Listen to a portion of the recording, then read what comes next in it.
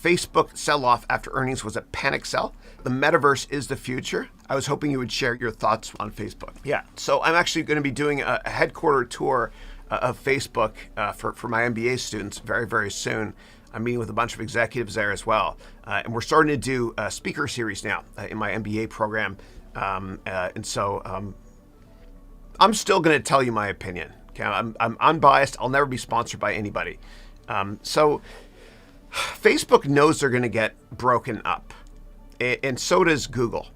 And that's why Google renamed themselves Alphabet years ago, because Google owns the two biggest search engines in the world, Google and YouTube. And of course, they're going to be broken up eventually. The same thing with Facebook. Facebook renamed themselves to Meta as a play on metaverse here.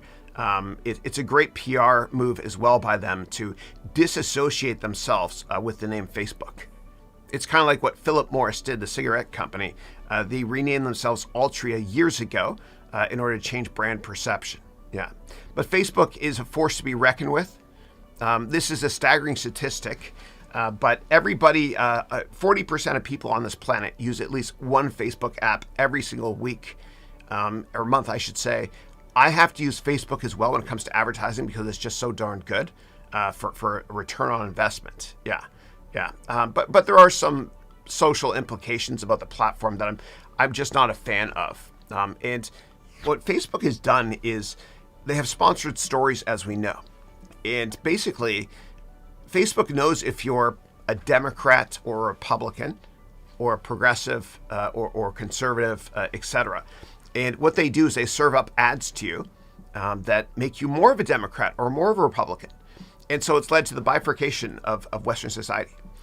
We see it especially here in America, where Americans are at odds with each other because of extreme opinions, magnified by Facebook, actually. And we haven't seen differences in opinions like this since the hippie generation. Those guys inspired me from the 1960s. In the 1960s, they used to say, don't trust anybody over 30. And dude, I am way over 30. I'm 50 years old today. All right, yeah. But if you're going to buy Facebook stock right now, what I recommend you do is you create your own financial model on Facebook.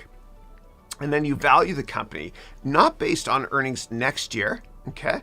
I want you to value, hey, Ryan Reynolds, I want you to value the company based on your earnings expectations in 10 or 15 years.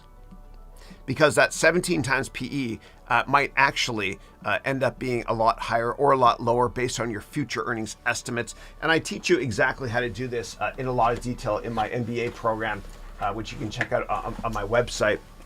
So I invested in Facebook when it was private, when I worked in venture capital. And I also invested when it was public, when I worked at a hedge fund.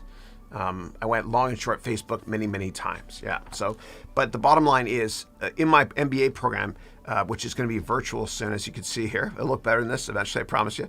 But in my MBA program, I teach you how to value companies from scratch based on my own real life practical experience. This is the S1 filing, okay, for Facebook when they went public back in 2012. And Morgan Stanley butchered that IPO. I remember that well.